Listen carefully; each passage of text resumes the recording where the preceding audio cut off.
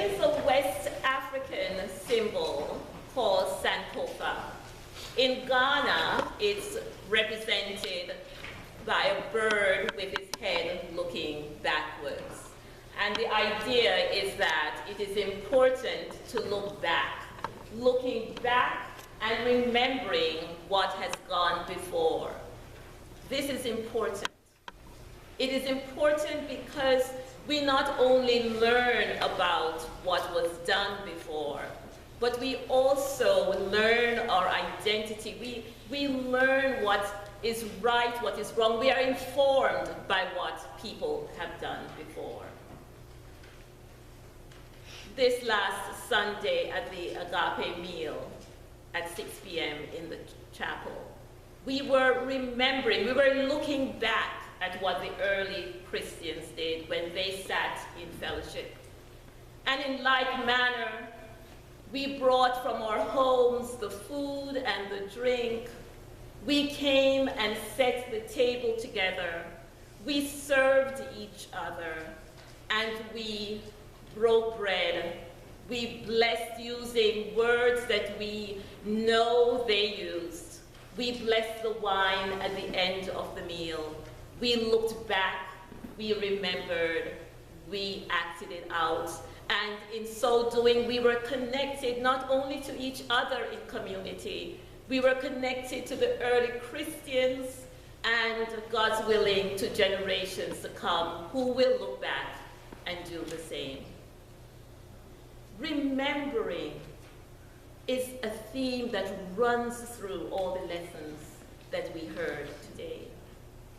In the Exodus reading, the Passover is remembered each and every year. God told the people of Israel to sit together, to do this again and again, to remember his saving acts when he led them out of slavery from Egypt and brought them to the promised land.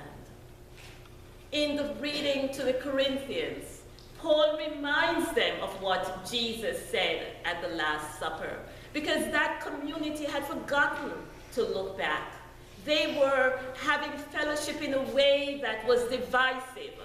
They were having fellowship in terms of status, power. There were some who were not getting parts of the meal. There were some who couldn't even sit at the table. And Paul says, look back and remember, because Jesus' words said that this is about fellowship. It's about uniting with one another. It's about connection with me.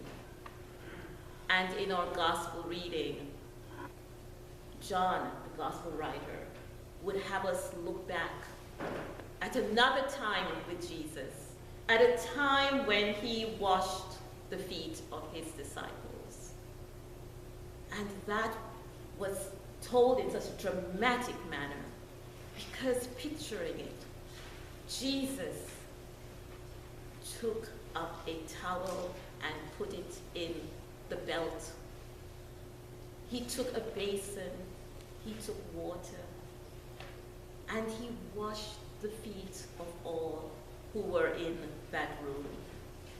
He washed everyone's feet, not only those who would go with him and stand at the cross. He washed the feet of those who did not understand who he was. He washed the feet of the one who was going to betray him. He washed the feet of the one who was going to deny him. He washed the feet of the one who would have the reputation of doubting him. He washed everyone's feet. He washed their feet in the same way that he shared the cup and the bread. Everyone was invited. And we look back and we remember. And we remember his words to do this because he had set an example. This is what we are called to do, this service to each other, this humble service. And as we continue these holy 3 days and into the Easter season, perhaps a question that we should ask is how can we serve following the example that Jesus set that night. Serve with humility.